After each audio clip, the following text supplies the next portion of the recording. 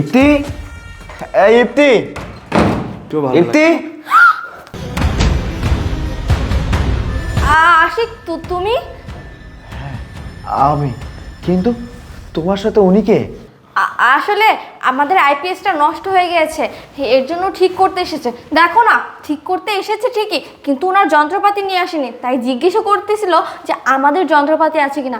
আচ্ছা ঠিক আছে, তোমরা এখানে দাঁড়াও, আমি যন্ত্রপাতি নিয়ে আসছি। এই দাঁড়াও, আইপিএস নষ্ট হয়েছে মানে? আরে আইপিএস তো আমি সকালবেলাও ভালো দেখলাম, কিন্তু এখন কি হলো আইপিএস এর? হ্যাঁ, সকালে তো ভালোই ছিল, কিন্তু তুমি অফিসে যখন চলে গিয়েছো না, তখন হঠাৎ করে আইপিএসটা নষ্ট হয়ে গিয়েছে। বুঝেছো, এর জন্য ভাইয়াটাকে ফোন দিয়েছি আইপিএস ঠিক করার জন্য, কিন্তু দেখো যন্ত্রপাতি নিয়ে আসেনি। আচ্ছা ঠিক আছে, তোমরা এখানে দাঁড়াও, আমি যন্ত্রপাতি নিয়ে আসছি। আচ্ছা, এই তুমি কোন শপ থেকে এসেছো? তোমাকে তো দেখে আইপিএস মেকানিক্স মনে হচ্ছে না। মানে আসলে এই যে যন্ত্রপাতি। আচ্ছা ধরুন, আপনি যে তাহলে ঠিক করেন। আচ্ছা, আমি তোমাদের জন্য চা নিয়ে আসছি, ঠিক আছে? আচ্ছা ঠিক আছে, যাও। আর এই যে তুমি এখানে দাঁড়িয়ে আছো কেন? তুমি যাও, তোমার কাজ করো। হ্যাঁ,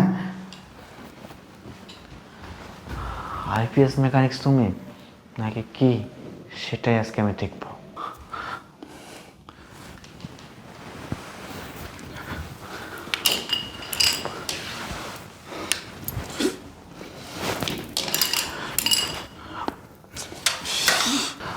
এই যে ভাইয়া, আইপিএস এর সামনে কিছু হয়নি, নতুন আইপিএস এর পেছনে মনে হয় তার ছুটে গেছে, পেছন সাইডটা দেখেন।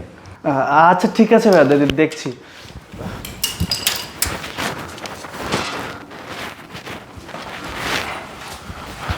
এই যে শুনুন, একটু তাড়াতাড়ি কাজটা করবেন, হ্যাঁ?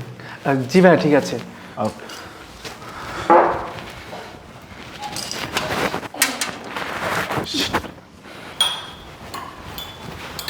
ইপ্তি, কি করছো? চা বানাচ্ছি। ও আচ্ছা, এই তুমি এটা কেমন আইপিএস মেকানিক আনছো? আইপিএস সম্বন্ধে ওর কোনো ধারণা নেই, কিচ্ছু বুঝো না। হয়তো বা নতুন প্রথম কাজ করছে, এর জন্য হয়তো বুঝে না।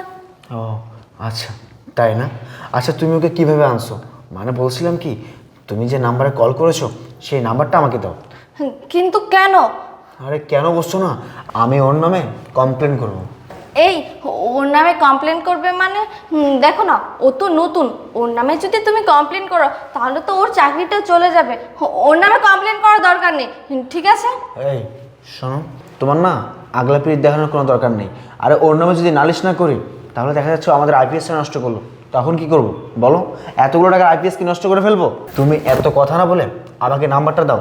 কি নাম্বার? এই যে এই নাম্বার। ও, এইসব থেকে আনছো? হ্যাঁ।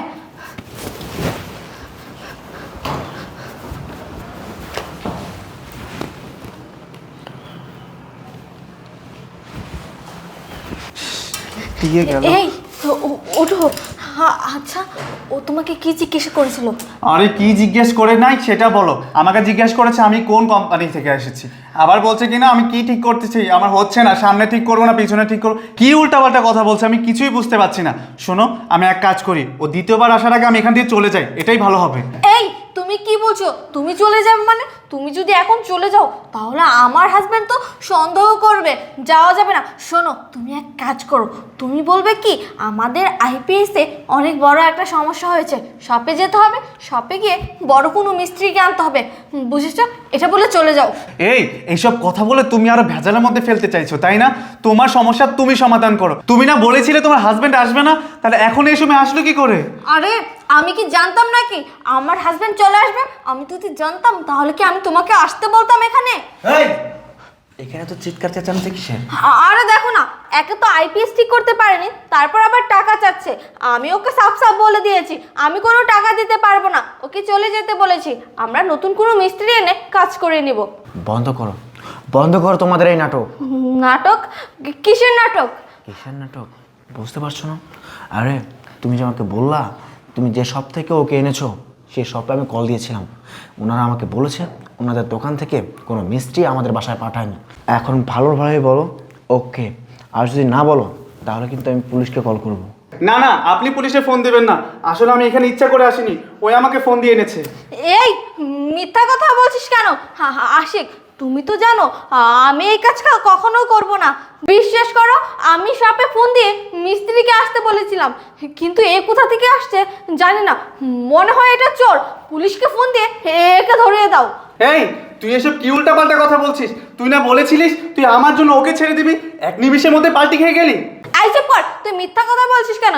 এই শোনো, ও না চোর। আমাদের দুজনের ভিতরে ভেজাল বাজানোর জন্য না ও মিথ্যা কথা বলছে। আর তো জানোই বাঁচার জন্য মানুষ তো কত কিছুই করে, ও মিথ্যা কথা বলছে। চুপ, একদম চুপ। অনেক নাটক করেছিস, আরে নাটক করতে করতে অনেক বড় অ্যাক্টর হয়ে গেছিস, তাই না?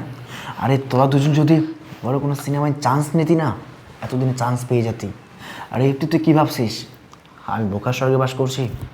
আমি কিছুই জানি না। আফসোস ইপ্তি, তোর এই ধারণাটা ভুল। আর আমি বোকার স্বর্গে বাস করছি না। তোরা যা যা করেছিস সব কিছু আমি জানি। তুই ভাবছিস যে আমি এসব কী করে জানি, তাই না? আরে আমি যখন অফিস থেকে বাসায় ফিরলাম, দরজা দিয়ে ঢুকতে না ঢুকতেই সুপার দিকে আমার চোখ যায়। আর তখন দেখি এই তোর নাগর তোর কোলে মাথা দিয়ে শুয়ে আছে। বিশ্বাস কর, এই সিনটা দেখে আমি না দেখার ভান করি, কারণ আমি জানতে চেয়েছিলাম তোদের ভিতরে কিসের সম্পর্ক, কী চলছে তোদের ভিতর। এই জন্য আমি এতক্ষণ তোদের সাথে নাটক করে যাচ্ছিলাম। আরে তুই যদি চলিস ডালে ডালে, আমি চলি পাতায় পাতায়। এই তোর জন্য আমি কি করিনি? তুই আমাকে যখন যেটা বলতি আমি তোর জন্য তখন সেটাই করতাম। তুই কি বলতে পারবি বিয়ের পর থেকে তোর কোনো চাও পাওয়া আমি অপূর্ণ রেখেছি? রাখিনি। আরে তুই মুখ দিয়ে যখন যেটা বের করতি আমি তখন তোর সেই আবদারটাই পূরণ করতাম। কিন্তু আজকে তুই আমার সাথে আবার খেয়ে আমার পরে আমার সাথে বিশ্বাসঘাতকতা বেইমানি করলি। ইপ্তি, তুই না আমাকে বলতে তুই আমাকে ভালোবাসিস ভালোবাসিস ভালোবাসিস। আরে তুই আমাকে বলতে আশিক, আমি তোমাকে আবার জীবনের থেকে বেশি ভালোবাসি। যতদিন পর্যন্ত আমি বেঁচে আছি ততদিন পর্যন্ত আমি একান্তই তোমার। কিন্তু আজকে দেখছি না, তোর সব কথাই ছিল মিথ্যা, তোর ভালোবাসা ছিল মিথ্যা। তুই আমাকে কখনোই ভালোবাসিসনি। তুই আজকে আমাকে আমার ভিতর থেকে ভেঙে চুরমার করে দিলি। আর এই যে তোমাকে বলছি, তুমি বা কেমন ছেলে? এই তুমি কি জানতা না তুমি যার সাথে পরকীয়া করতেছো, যার সাথে রাসলীলা করতে আসছো, সে একজন বিবাহিত, তার হাজবেন্ড আছে, তার সংসার আছে। এত কিছু জানার পরেও তুমি একটাবার চিন্তা ভাবনা না করে পরকীয়া নামক ন্যাক্কার সম্পর্কে জড়াতে পারলে। আরে ভাই, তোমাকে দেখে মনে হচ্ছে তুমি ভদ্রঘরের সন্তান, অথচ চলাফেরা করছো কীরকম সাপড়ির মতো। আরে একটাবার তোমার চিন্তা করা উচিত ছিল, আজকে যদি তোমার ঘরের বোনের সাথে এমন একটা জঘন্য কাজ ঘটে যেত, তুমি কি নিজেকে কখনো ঠিক রাখতে পারতা? কখনোই পারতা না।